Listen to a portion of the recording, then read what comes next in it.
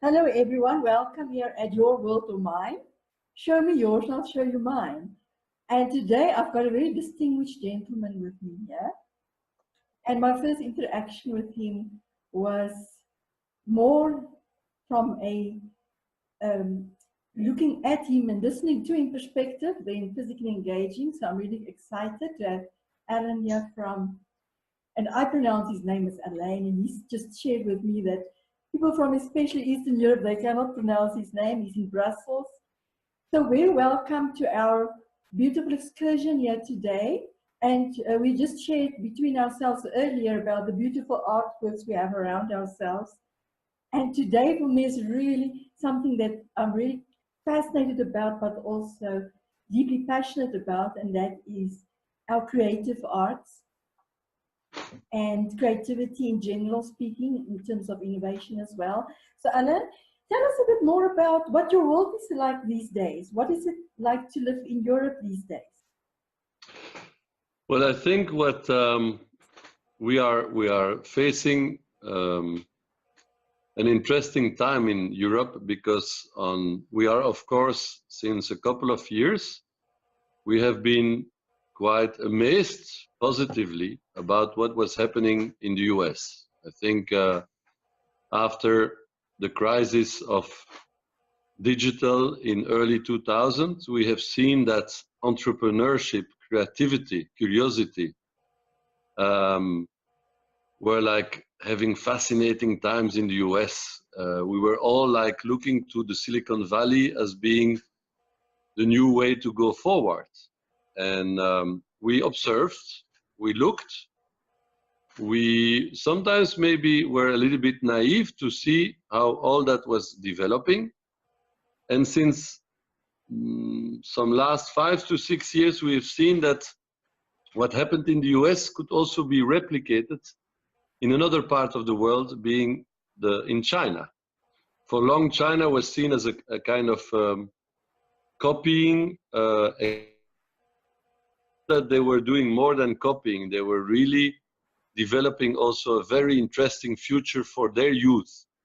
So on the left, if I position myself in the center with Europe, on the left, we saw an amazing development in the US, an amazing development in China. And I think we, as Europe, were a little bit like concerned to say like, what is our role in the world of tomorrow? Because likewise, Africa probably is facing with the same questions. We were having those questions to say, what is our role and what is our DNA? What is our specificity in that game-changing world of tomorrow, and how will we inspire our youth? And I think that at a certain time, we suddenly saw that there were a lot of signals from the European Commission, but I think also from many captains of industries and political leaders saying maybe it is time to recognize that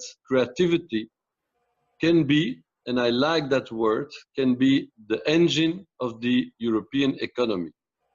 When they say that, first we thought, are we going to become the biggest economy in Europe, the creative and cultural sector?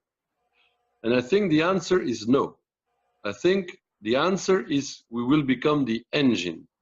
And the engine means that we are triggering, we are supposed to ignite. Ignite means we put the fire, we put the ignition in all the other economies.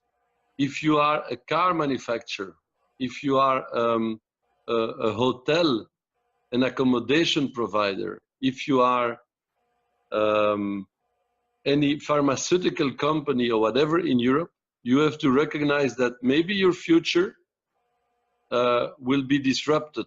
And the way to not be disrupted, but by becoming disruptive yourself, the only way forward is to get inspired by the creative economy, by the creative people who we are. And we are maybe, for long, we were seen as small companies, small entrepreneurs, small cultural operators, but the recognition today is that we might become this kind of engines and people that will inspire the other big industries. And I think that role we had to understand, to take into consideration. And I think now the European continent understood the role, and we also as an industry, we understand that we will maybe not become the biggest in terms of GDP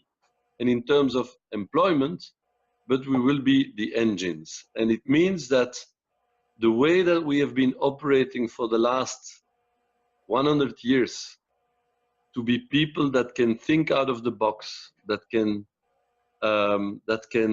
be agile, be flexible, be small and disruptive organizations. I think now all the big and major European industries are looking at us to say, help us. And they are reaching out their hands to us saying, how can we reinvent the automotive industry? How can we reinvent the pharmaceutical industry? How can we reinvent the housing industry? They are reaching out the hand, and we have now to take our role seriously and to make sure that we can inspire them so that in the next 100 years, Europe can find back a place on the north of Africa, on the left of US, and on the right of China, without forgetting the role of India, Indonesia, and others. And I think that is what we have discovered. And I think we start to get ourselves organized when I see the dynamics of many cities, because it often happens at city level, at urban level. We see it happening not only in the major capitals, because that's easy. Make it happen in Berlin and London and Paris is easy. The most difficult one, and that might be a geographical challenge for you to see on the map what I talk about, but it's about Aarhus in Denmark, Espoo in Finland, Trondheim in Norway, Eindhoven in the Netherlands, maybe Brussels still in Belgium, but also Rennes, Nantes, Toulouse in France, Turin in Italy, Cluj in Romania, Sofia in Bulgaria. So all smaller capitals, smaller cities, where we have to make them understand that they have a role to play. And the role to play, the first role is to encourage the entire population to also consider back that entrepreneurship, creative entrepreneurship, is back a way to see to your future. The future is not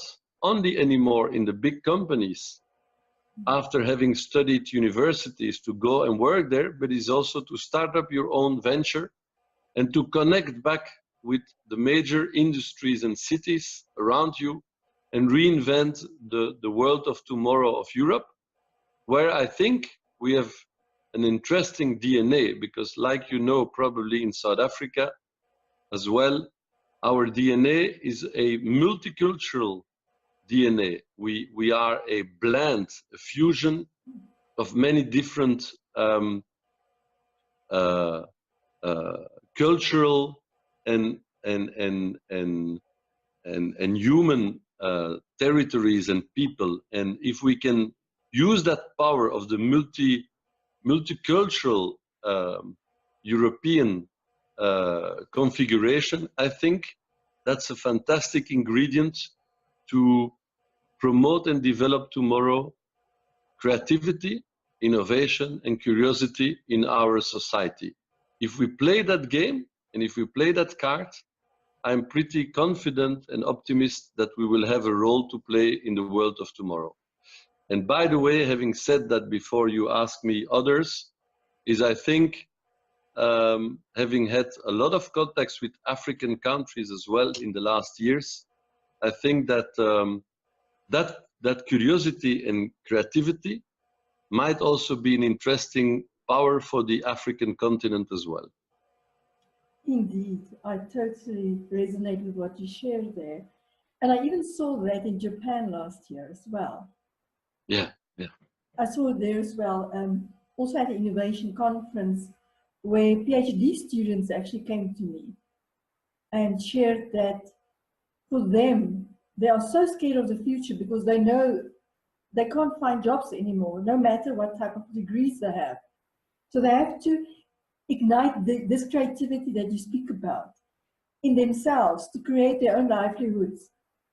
So for them, so it doesn't matter what discipline they study, they realized and acknowledge that they need to really ignite this creativity inside themselves, no matter no matter what path they're going to take.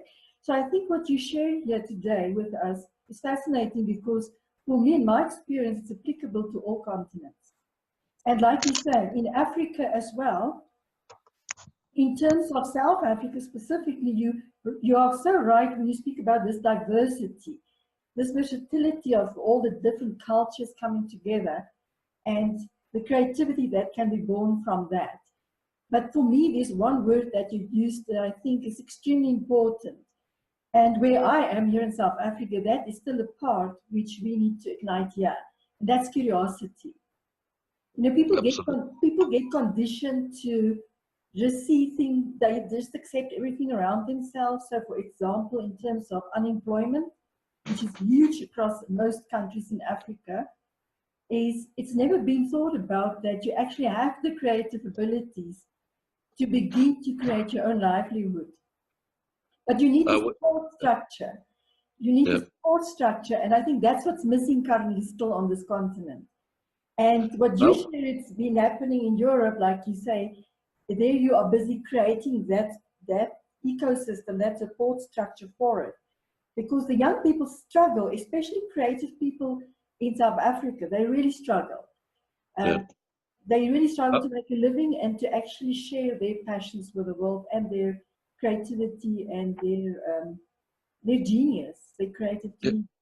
And for me, it has always been a natural behavior because when I was 18, my mother told me, you need to be a good man and you need to go and study to the university and after work in a big company. That's the future for you because that's the way that my father, herself, and their parents were considering the world. And I listened because parents are important guides in our life. And I went to university studying law. And while studying law, I found it very boring. And luckily, I met a friend at my 18. He's still a friend. I'm 52 now. And we started a company whilst we were studying. It's an age where you are naive, when you are not blocked by a lot of responsibilities and about a lot of financial obligations or even family matters. So you start, and I must say that at 52, that means like nearly 34 years later, I'm still in the same mood. So it's nice because I jumped into this entrepreneurial mood when I was very young, and it was easy. So I've never known anything else. Sometimes I can understand that people are scared and that they say like, we are hesitating to move back from a large company to set up our own. What I'm glad to see now is that a lot of young people are now considering really, and I can only insist all over Europe, do we lag behind what is happening in China or in the States? No, I think the mindset of entrepreneurship is back on the agenda of many people. We still miss a couple of successes because we know how worlds are shaped.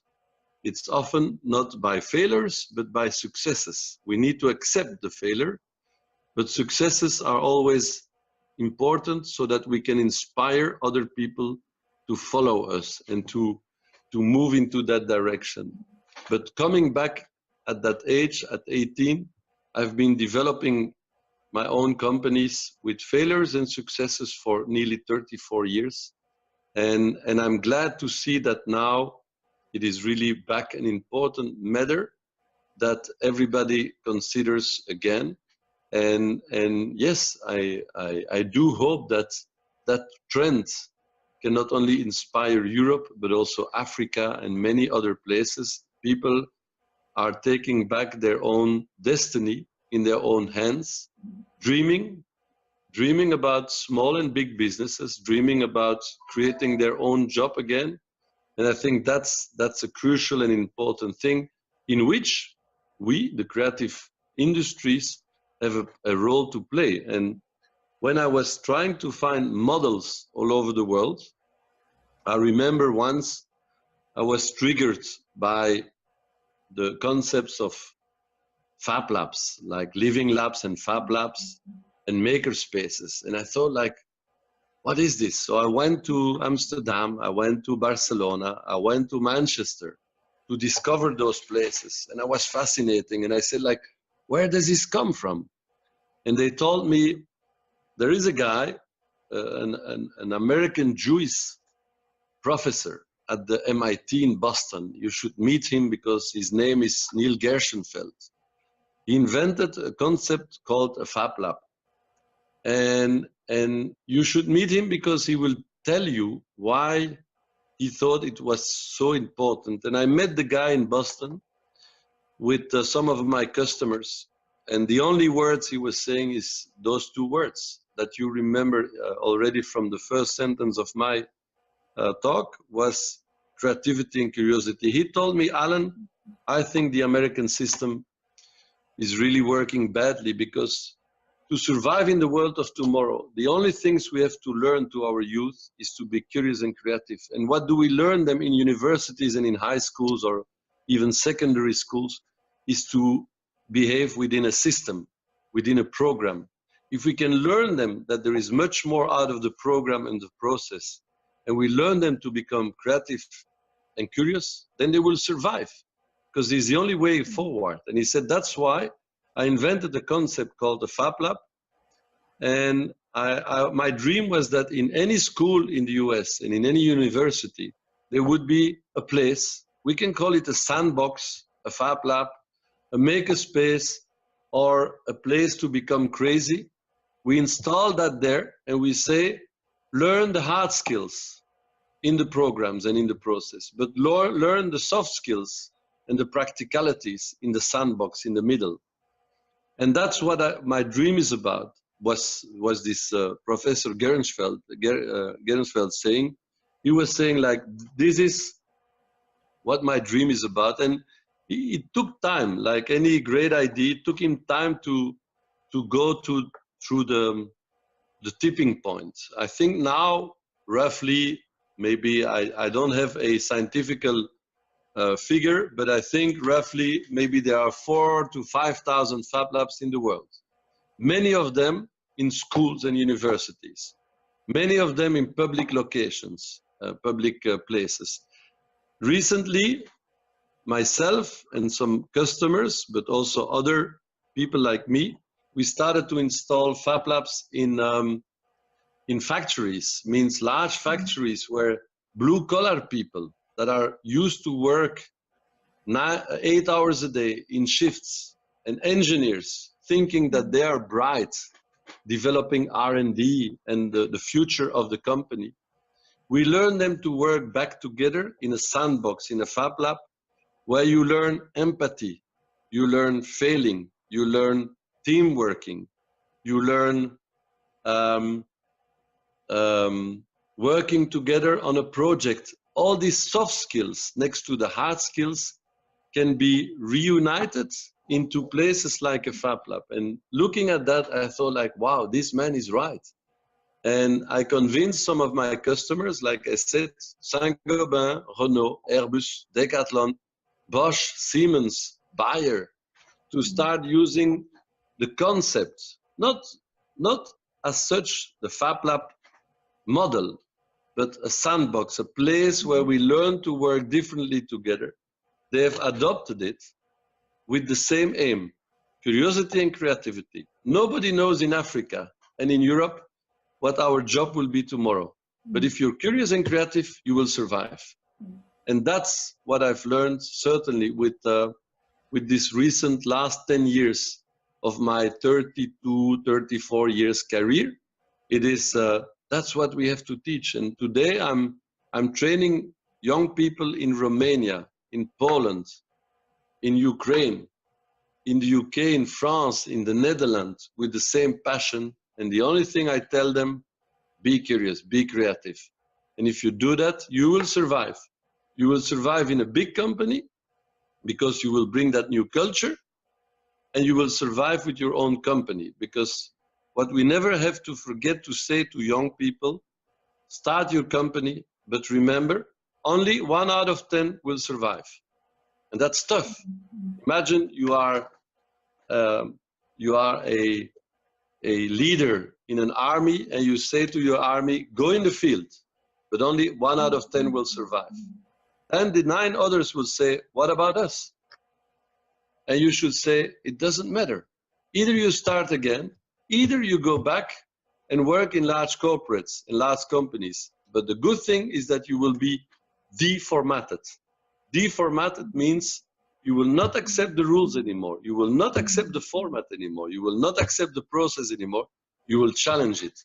And that mentality will help also the large corporates to survive, thanks to the 9 out of the 10 that will not succeed in their own venture. That's for me the big learning from the last years. Wow, you know, you said so many things that make me excited, but also raises a lot of questions.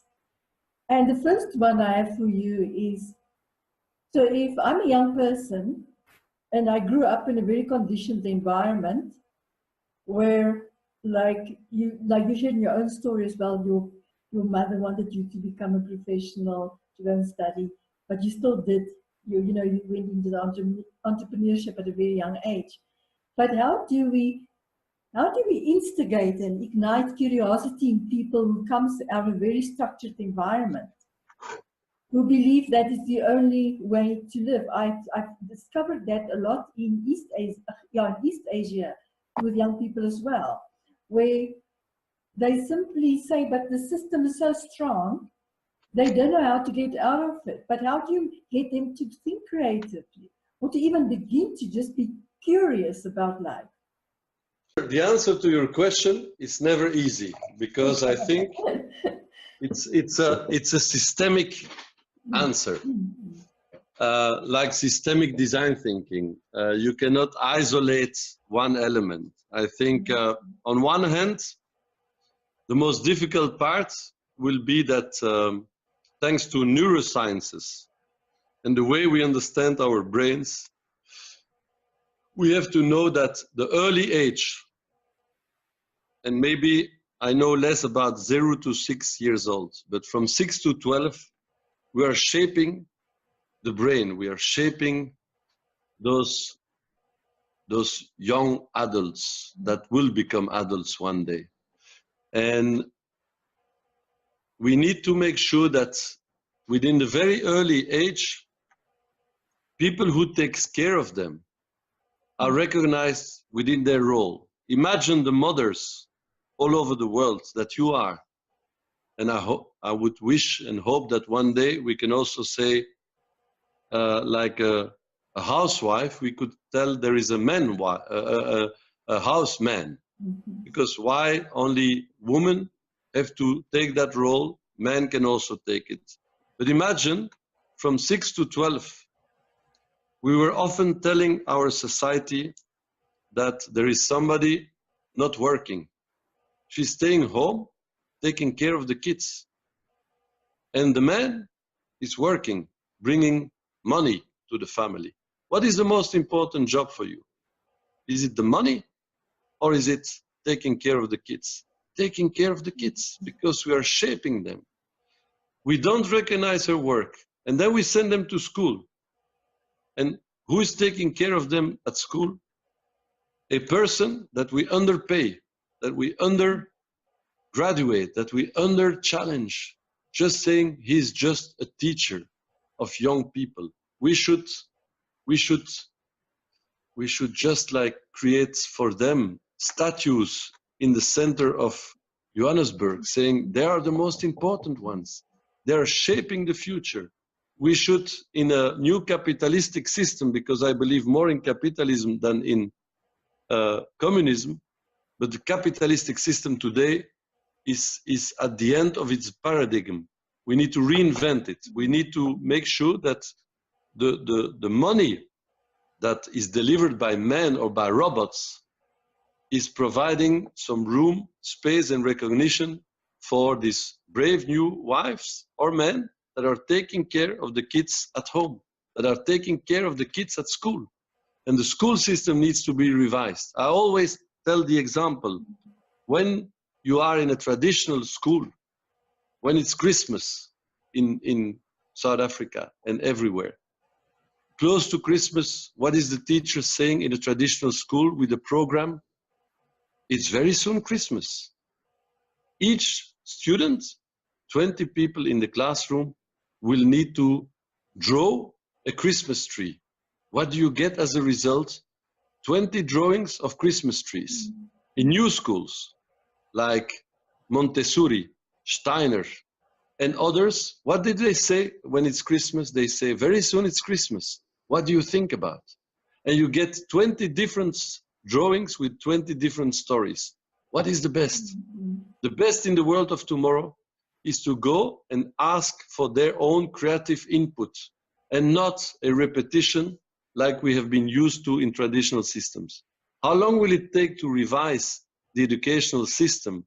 That is important for your question. It will take 5 to 10 years because they are the most pyramidal systems where everything that you take as an initiative is blocked. So we will need to accept that it will take time. Maybe we should think about parallel systems next to the universities and the schools to happen. I mean by that that one of the inventions in the 90s in Europe was a commissioner, Lenarduzzi. He invented the concept of Erasmus. Erasmus means we offer mobility to our students so that they can discover other parts of the world. What is the next Erasmus? The next Erasmus must be an Erasmus project that promotes creativity and curiosity. Maybe outside the school, maybe outside the university. Send them to work 3 weeks in a refugee camp. Send them 3 weeks to work in a Fab Lab. Send them to work 3 weeks with elderly people. They will learn so much next to their educational system.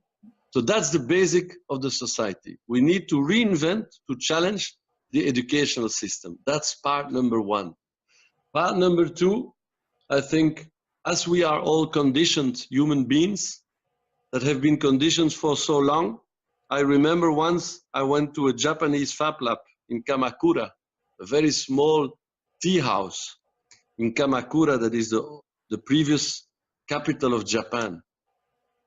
And the lady there told me, and the old Japanese man, he said, we have learned in Japan that you only start to change after you have done something different 7 to 9 times.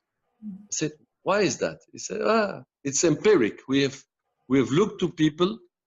Once you have really changed 7 to 8, 9 times your habit, you start to behave differently, to adapt and adopt a different behavior. So it will take time as well, because all these people in factories, in work, in family lives, if we want to let them change, they will need to go through a change management process that will force them, encourage them. I don't like the word force, but sometimes we will need to force people. Let them do and behave or do things 9 times differently. I remember I was working in a factory in Germany.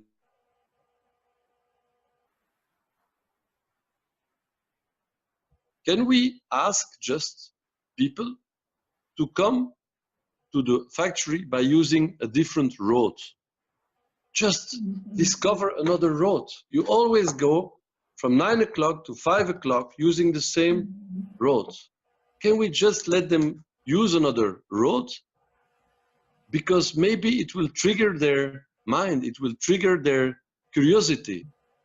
And imagine what a German HR person was telling me. It will not be possible. And I said, why? Because of insurance. He pretended. And I said, no, you are a bastard. Because you just use a law or a process of insurance to block me in my initiative to just let them discover something new. And that's how all the world is set today. We need to comply with ISO, to comply with world manufacturing principles. We need to comply to certain rules and processes. And it gives security. It gives like a nice warm feeling. If I behave like that, my life will not be disturbed. But imagine that we can start to shake all of that, little by little by little. Then we will bring Europe and Africa, I think, as well, into another process. But imagine how long that journey will be, from the education to the daily life, to the work in factories and in companies. We will need to create a kind of new framework, a framework in which that creativity and curiosity can find a place again. But luckily, I think that what is happening in the US and in China, I think, is providing a kind of state of, not emergency, but I think that people start to understand that it is important because it will give us a place, but also it will give us a room where we can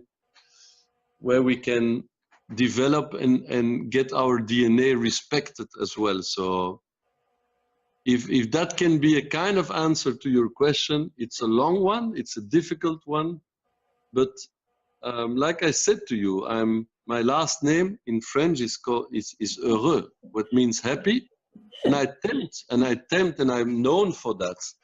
And I'm tempted to be quite positive, constructive, and optimist in life. But I'm also realistic. It will take a huge and enormous, long journey. But I'm feeling more positive the last 4 or 5 years. I don't know the situation enough in Africa, but in Europe, really, I can mention you hundreds of cities where it starts to happen. What we need now is a couple of more global successes like the Alibabas and the Amazons. We need a couple of them for Africa and Europe, because that's what ultimately encourage others also to take the risk and to take that road. And I know that we need to accept failure, but nobody wakes up saying like, today I'm gonna fail. Everybody wakes up and say, today I'm gonna success. I want success. So we need to accept failure, but it's good to see that we can also be successful. And that will be our next challenge for Europe. Remember that when you ask me a question, you always have half an hour of answer. Your answer is so rich. There are so many things about your answer. I think you could speak for 5 days about it. But you know, I'm personally, my stuff is also all about joy, and with the young people to give them experiences where they can really ignite this creativity and actually grow their creative potential as well, and give it time to blossom, but also to ignite their curiosity. But I'm excited about what you share in terms of reality of education. You have clearly, beautifully showed us the possibility, what's needed from a parenting point of view, from a teaching point of view, and I put teaching in brackets when I say that. I do have a lot of respect for teachers, but I also believe we need to look at education very differently. But what you shared was that what's happening currently in the world, no matter which location, is that we're standing at the door where we can really relook at education the way it's done, the systems, everything.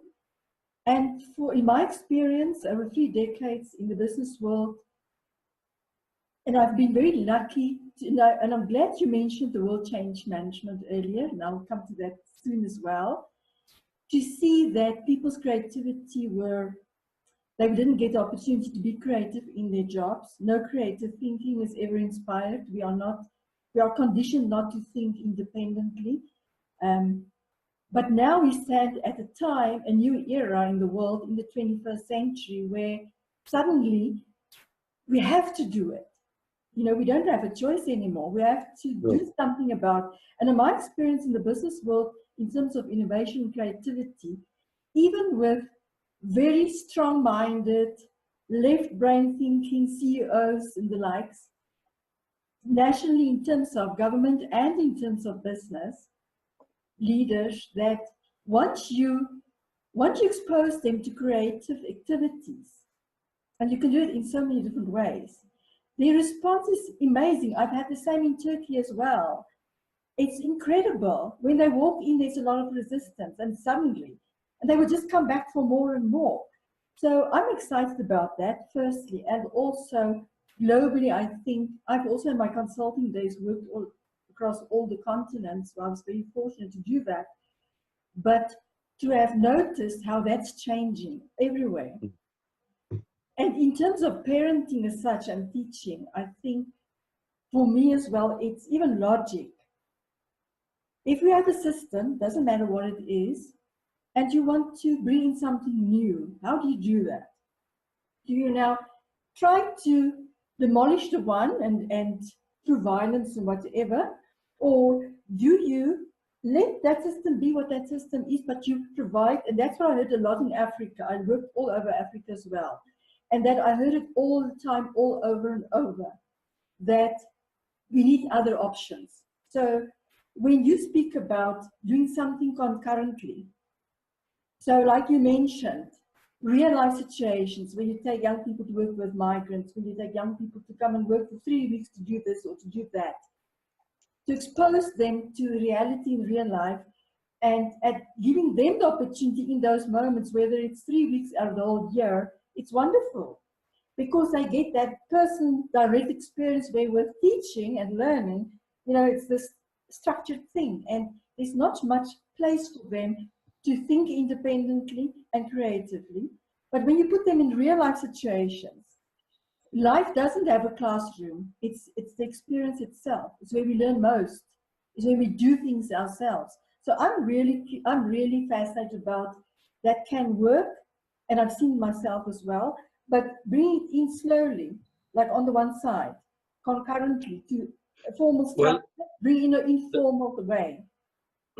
Our role, if tomorrow you would invite me to talk in Johannesburg, like they do, and they invite me often to talk in different places in Europe, I always open my presentation with 2 slides. On one slide, I put a lot of European brands. And on the other slide, I put a lot of American and Chinese brands. And I say, the first slide made Europe great. Siemens, Bosch, Bayer, Airbus, Renault, Decathlon, Saint-Gobain, many, many companies. Volkswagen, beautiful brands. We were so proud of it.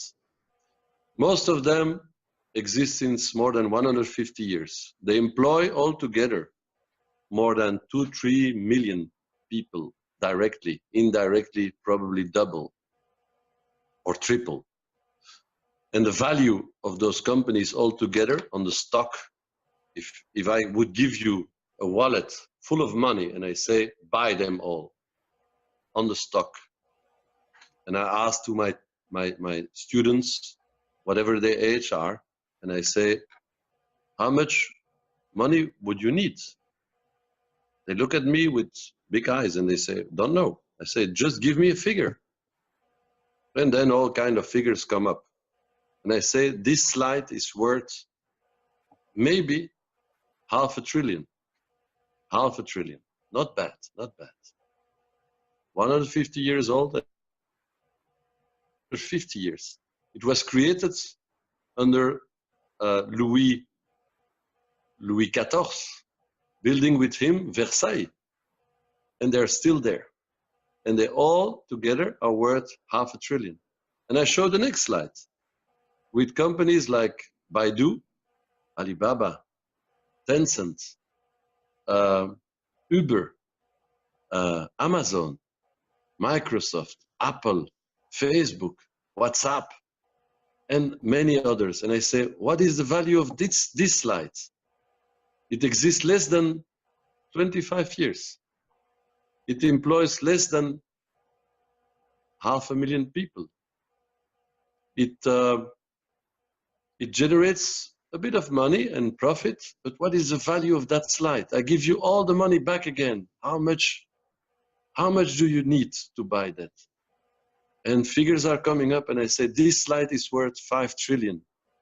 When 5 trillion is competing with $500 billion, you get in big trouble. It means that I compare it with sport, because people like sport in Europe. I say it's like when FC Johannesburg Football Club is playing against Real Madrid. You are not going to win any game anymore. This is the wake-up call. It's now or never. You play the same game, you do business, but you don't play with the same rules anymore. Either you wake up, either you will just be kind of part of their game. And there is still a way to go forward, but you need first a wake-up call. Once you get the wake-up call, then I say, what can we do? Either we are submitted and we say like, oh, game over, or we say, let's play the game. And the game forward is really to change radically our entire system from the bottom to the top. The way we manage organization, self-management, agility, lean principles, change everywhere the way we operate. And the operating system is not chaos, it is a new operating system. It is a new paradigm. If we start to do that, then tomorrow we can start playing again in that sports league or in the big Champions League. We can do that. But the wake-up call is first necessary. And then the second step is indeed, we need to give you tools how to get there. That's where design thinking, service design, systemic design thinking, and many other tools and techniques we will need to teach to our people to get there. And to respect that our solution in Africa or in Europe will be different. Will we build valleys? I don't like valleys. A valley is you're in or you're out. I prefer what we are building now in Europe. It's a kind of ecosystem, a kind of network, an open network of people connected throughout the continent in Europe. We're going to build an alternative. We're going to build an alternative with some different ethical and business principles. We're going to build that. But the wake-up call needs to happen now, because we haven't measured that importance now. And I also let them see a slide where I tell them the biggest accommodation company for rooms in the world is Airbnb, and they don't possess any property. The biggest provider of mobility is Uber or Didi in China. They don't possess any car. The biggest media in the world is Facebook. They don't create any content. The biggest retailer in the world is Alibaba, and they don't possess any inventory. Think about that. The world is changing rapidly and differently. It also gives a lot of opportunities. So we are a product-oriented manufacturing continent, but if we can add to that the service layer, then tomorrow we have a place again. But it will require a lot of like new behaviors, new way of thinking and of managing. But again, we have all learned that to shape a world, it takes time, and we have time. We don't need to panic and to say like, oh, internet game is over. No, internet and digital has just started. You know, when you speak about Alibaba, if I think back, is that when I was talking to some friends out of Africa, we were sometimes thinking that digital, forgive me about the word because it's a wrong word, but digital colonization could for once come from the south to the north rather than from the north to the south, because you are living in a permanent scarcity. You don't have facilities all over you all the time. You don't have money machines at every corner of the street. You don't have access to libraries in every street. You don't have access to many things, which means that you are forced to be much more creative than any other continent because you live in scarcity. So use that power and make sure that in the world of tomorrow, in the digital world for the next 100 years, that is started to shape, because the first internet world was a world of media and of, I would nearly say, of small businesses and industries. It's about media, it's about fashion. Okay, now we get into banking, we get into car, we get into pharmaceutical, we get into manufacturing, but no, it's not over yet. It's just the beginning of a long journey in which when you understand the right dynamics, you can start to play an important role. But wake up call. If you have to deliver something in Johannesburg, is to make that wake up call. And if you need help, invite me. I'm ready to take a flight and to come to Johannesburg to deliver that face-to-face to anybody who wants to listen. I love it. I love it. I love that you share about the awareness part of waking up. And because I think that's definitely the need for that is there, to wake up and to give people tools and the possibilities. And when you were speaking about Alibaba, you were making me think back of my commodity trading days more than 25 years ago. And I remember that I used Alibaba at the time. I mean, it was a long time ago, in the early 1990s. And if I now look at Alibaba now, you know, if I'm just taking over the 2 decades, what happened with them. At that time, people in my industry at the time, as a commodity trader, they were very cautious about it. They didn't trust it like everything new. But look at it today, and I love the way you speak about the thing about ownership and access. And I think that's what I'm excited about with the young people, and I don't really like to speak about them like that, is that they don't really care about owning 5 boats and 6 houses and the likes. They want to have a lifestyle. They want to be able to work wherever they are, do whatever they want to do. And I think that then moves us already into a different direction of mindset, because I think that's important. So once you create the awareness, you must now change the mindset. And one way that we've been very successful in doing that is to use creative experiences. And never misunderstand my battle, because sometimes people are telling me, is this a battle against the US and against China? I say no, not at all. I admire them. And I think they have done great stuff to push the world and humanity further. Am I jealous about their way of thinking? No, but I'm certainly not fighting against them. I try to say, wow, well done. Now it's for us, Africa, India, Europe, also to take our own destiny into our hands and to react.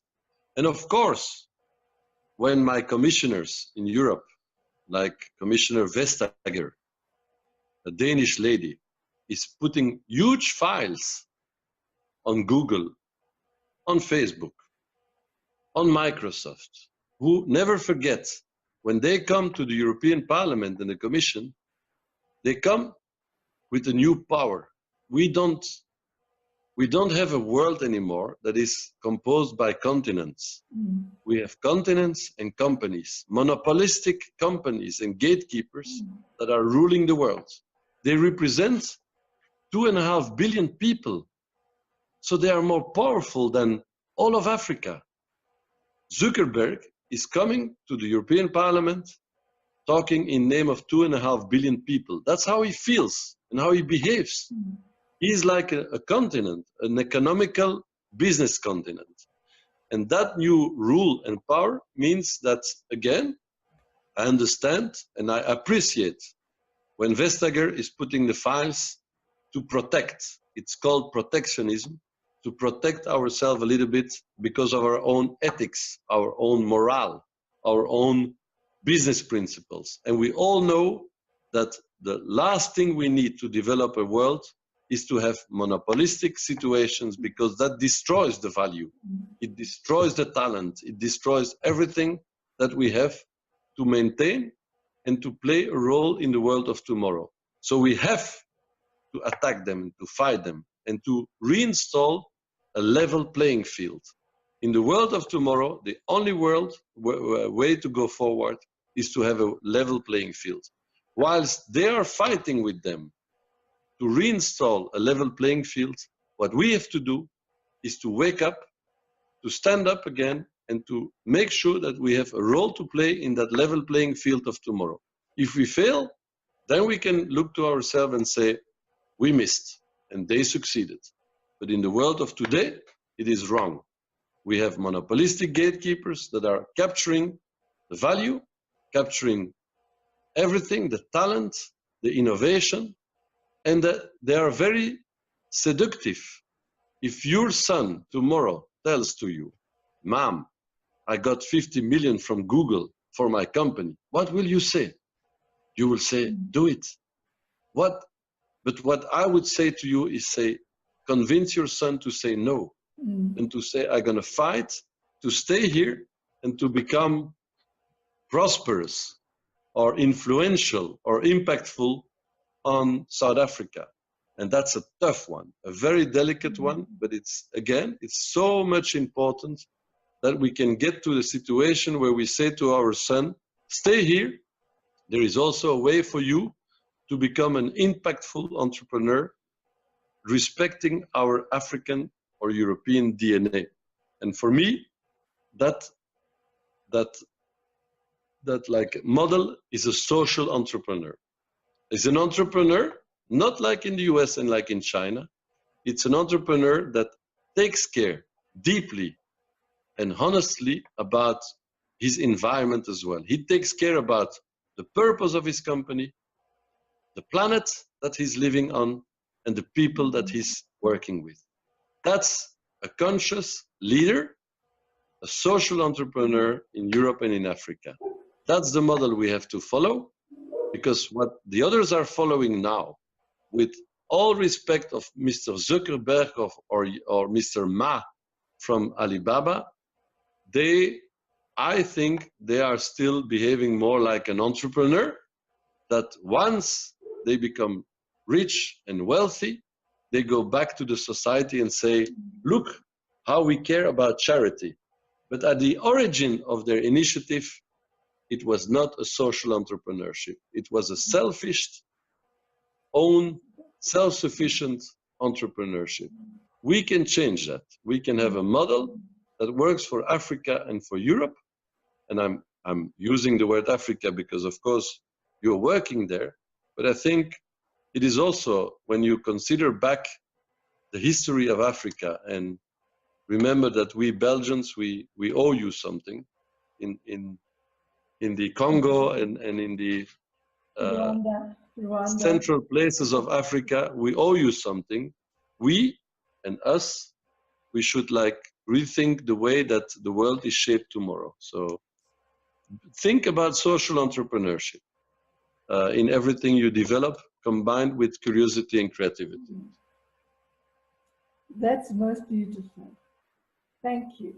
I've just a question for you about, you were speaking about the ecosystem that you're creating there in Europe. How can people join that community? As of easy as the model should be, it's not a closed system, it's an open system where everybody, and we are trying now, I'm working a lot for Brussels, what is my hometown and my beloved region. I'm trying to identify, map digitally on a map.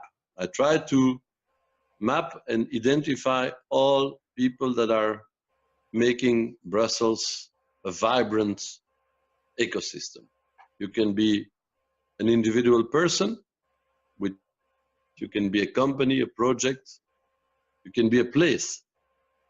And luckily we identified that some other cities are also thinking likewise. So we created an international non-for-profit called Creative Ring. So the Brussels Creative is my local ecosystem in Brussels. The Creative Ring is a network of cities where the same spirit is happening, where universities, political institutions or public institutions, citizens, businesses are starting to understand how they can operate as a multiple helix, a helix where everybody starts to work together. And that model, we think, is happening in other cities. That's why we united them in a creative ring. And as of then, we say, like, be member, map yourself, profile yourself on the map, which means that when I want tomorrow to have experts in fashion tech, to just name something, wearables and fashion tech, if I want to identify them in Europe, I will not end up in Berlin or in Paris. I will suddenly see on my map thousands of little dots of people, projects, places, companies, institutions that will pop up. And I will say, how can we connect the dots and make sure that all the dots can contribute? Because that's the distributed power of ecosystems and internet. Never forget that the inventor of internet, Tim Berners-Lee, was always talking about a distributed model. What technologically, with the blockchain technology, not the cryptocurrency, the blockchain technology combined with the spirit of Tim Berners-Lee and the distributed internet, will provide us the capacities on human side and on technological side to make it happen. But again, it's a philosophy, it's a vision, it's a concept. We need to turn it into practice. But to come back to your question, anybody can connect with the Creative Ring, because it's an open system where everybody who can contribute is welcome to join. So that's how we see the power of ecosystems. Is it only for Europe or is it international? No. We called it in the beginning Creative Ring because it was born out of some European calls from DG Grow, DG Connect, but already now we are onboarding Kiev, and Kiev, so far so good, is not part of Europe. Although I'm teaching there, because I'm teaching in Gdansk, in Poland, in Kiev, in Ukraine, and we consider them all as brothers and sisters. So it will move outside Europe, but in the beginning, for sure, I think it's normal. I want my kids to grow up in a great Europe, and not the great Europe that this American president is naming and say, make America great again. No, it's just like, hey, make sure that in Europe something is happening and can provide a dream and some purpose to be European. But I think no, we should interconnect different continents all over the world, sharing that same vision. The vision is important, and I think that's also something that I'm a believer in. I'm not criticizing politicians, but today I don't think that we have a lot of visionary politicians. Although the previous president of the States, I was very, very, very much in admiration of him, because I think he was charismatic and had some great visions.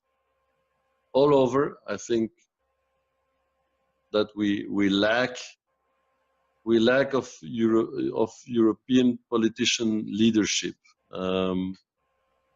What is maybe due to the speed of change that is different for these people to deal with. So I don't blame them, but I think the answer for once should come from the citizens. We are less complaining citizens that are sitting on the edge of the field and complaining all the time, like, it's not happening. What we do now, more and more, we are taking action, and we tell to the politicians, let us go, let us move. And we are looking to universities and saying, help us. And we're looking to businesses and we say, be open. But the movement is really bottom up. It's coming from citizens that are taking and embracing their destiny. Rather than to complain, we act. And that's an important one. That's why it is a citizens bottom up movement that will happen in Europe and elsewhere in cities where you can see and feel the same happening. And I guess from what I hear from you and the reactions you do now as well on the podcast, I think it's you have the same DNA, you have the same approach. So that will unite us all over the world. Exactly, I totally resonate with that.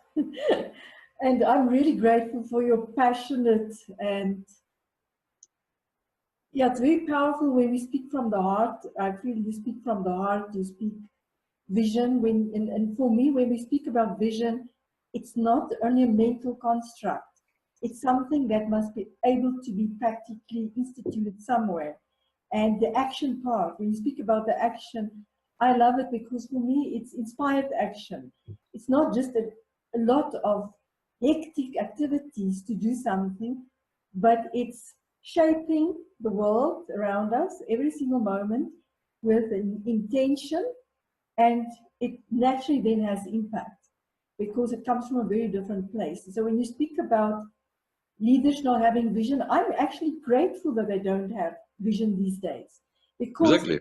Because it's that for as a citizen, a world citizen, it pushes us to stand up for ourselves, to think for ourselves, to be creative, to explore other possibilities. So I'm really excited that they're not visionary, because that assists us as every citizen on this globe, all 8.5 billion of us, to begin to think for ourselves.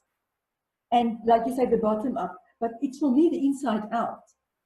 Where before it was the outside, and then we complain. It's like you say, we're sitting, lots of commentators and spectators, and the internet really made it much easier for people to complain all the time.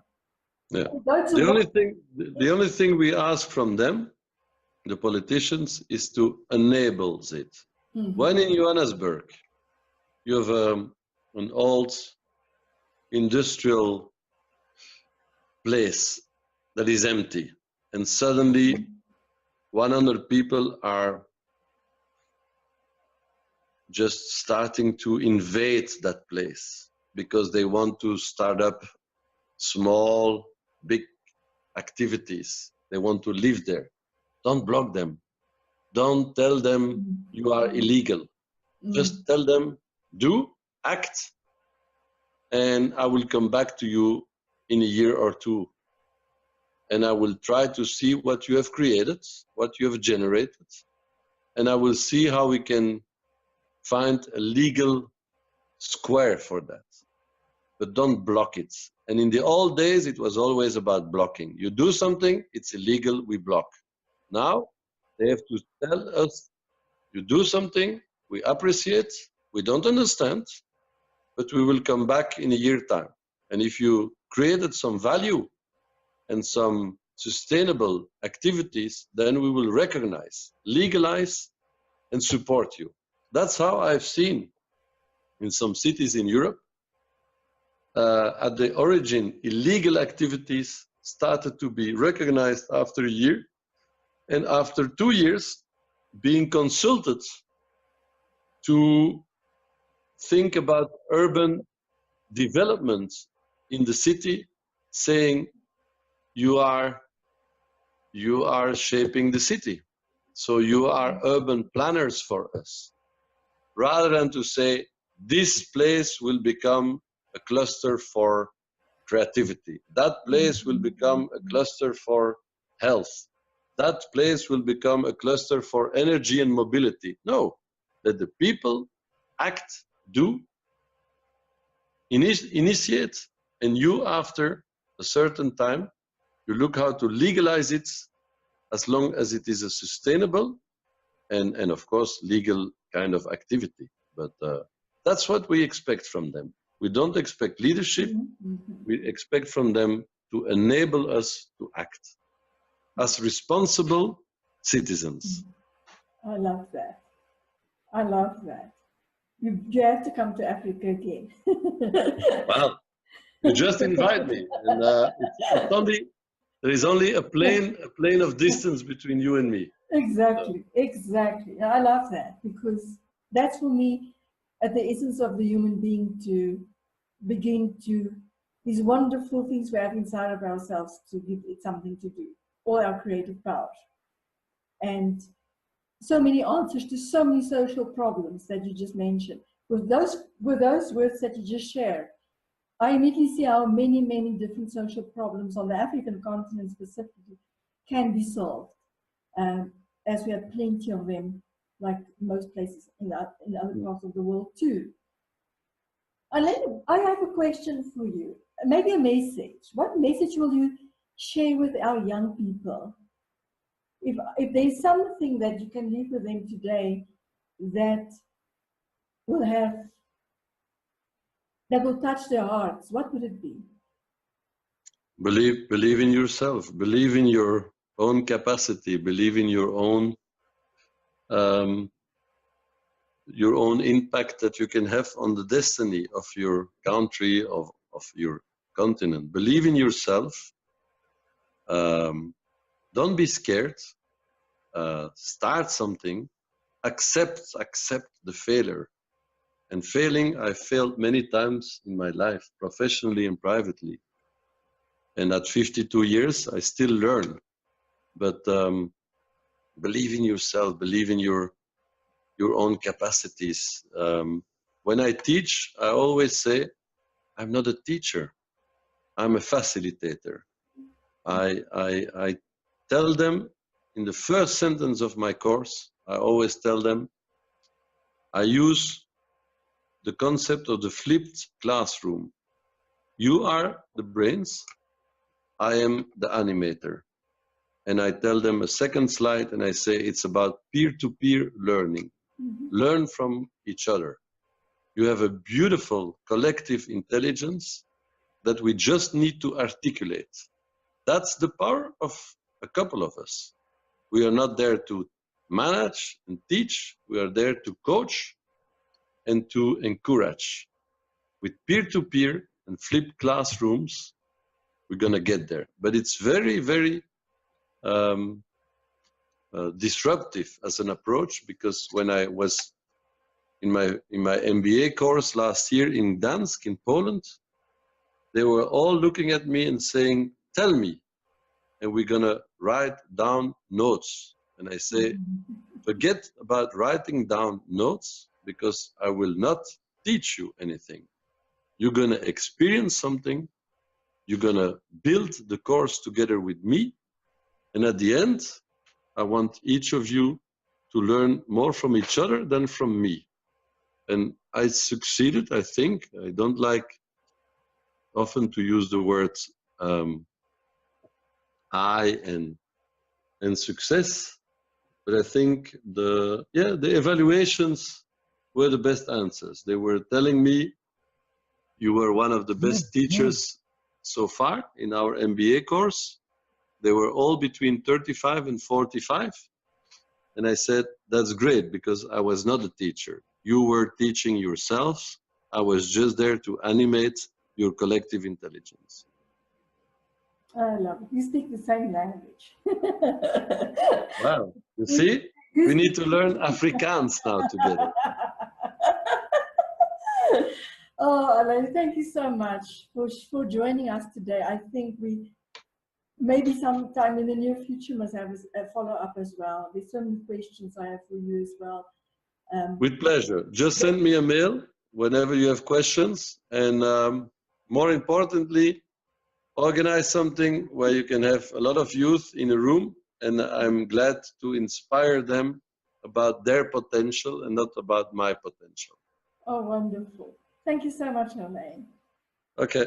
Thank you, everyone. Bye-bye. Thank you. Bye-bye. Bye.